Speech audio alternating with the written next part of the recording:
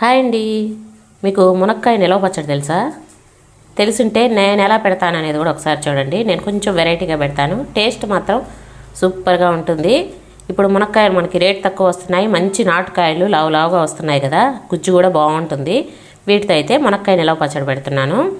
ఇదైతే ఒక నెల దాకా నిల్వ ఉంటుంది. కాకపోతే మనం అన్ని రోజులు ఉంచాం, టేస్ట్ చాలా బాగుంటుంది కాబట్టి చేయంగానే ఒక వారం కల్లా అయిపోతుంది. ఏం లేదండి, టమాటాలని మునక్కాయలని చక్కగా కడిగి తుడిచి తడి లేకుండా ఆరబెట్టుకోండి.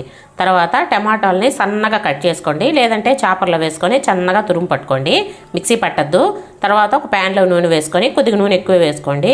పోపు దినుసులు కొంచెం వెల్లుల్లి కూడా వేసి బాగా వేపుకోండి. ఉంటే కరివేపాకు కూడా వేసుకోండి.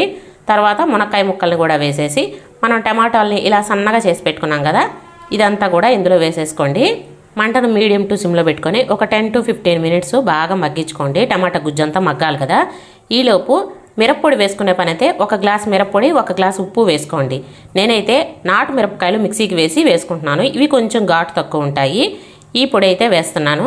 ఇదైతే మీ ఆప్షన్ అండి, కావాలంటే మిరప్పొడి అయినా వేసుకోవచ్చు. దీంతోపాటు ఒక 2 స్పూన్ల పసుపు, రుచికి సరిపడా ఉప్పు, అంటే నేను మిరప్పొడి వేసాను కాబట్టి మిక్సీకి పట్టుకొని, లేదంటే ఒక గ్లాస్ ఉప్పు, ఒక గ్లాస్ కారం వేస్తే సరిపోతుంది. చిన్న బెల్లం కానీ కలకండ కానీ వేసేసుకోండి.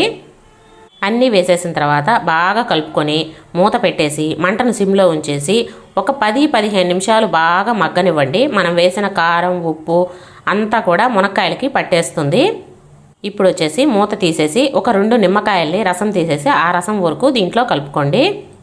ఇక్కడ మనం చింతపండుకు బదులు నిమ్మకాయ వేస్తున్నాం కాబట్టి టేస్ట్ బాగుంటుంది, కలర్ కూడా చాలా బాగుంటుంది. ఇలా కలుపుకున్న తర్వాత ఒక్క 10 నిమిషాలు సిమ్లోనే ఉంచుకొని ఇప్పుడు మూత పెట్టకుండా మగ్గించుకోండి. ఎందుకంటే ఇందాక మూత పెట్టాం కదా, కొంచెం ఆవిరి చిటుకులు పడి ఉంటాయి. ఇప్పుడు మూత తీసేసి నూనె అంతా పైకి వచ్చే వరకు మగ్గించుకుంటే మనకి పచ్చడి అయితే రెడీ అయిపోతుంది. దీన్ని చల్లార్చుకొని ఏదన్నా డబ్బాలో కానీ గాజు సీసాలో కానీ పెట్టుకుంటే టిఫిన్లలోకి బాగుంటుంది, అన్నంలోకి కూడా సూపర్గా ఉంటుంది. మునక్కాయలు నంచుకుంటూ చక్కగా ఇది వేసుకొని తినేయచ్చు. ఇదైతే ఆల్రెడీ డైలీ వ్లాగ్లో షేర్ చేశాను. కాకపోతే అచ్చం కుకింగ్ వీడియోస్ చూసే వాళ్ళు ఉంటారు కదా, వాళ్ళు చేసుకుంటారని విడిగా అయితే పెడుతున్నాను. నచ్చింది కదా, ఒక లైక్ వేయండి.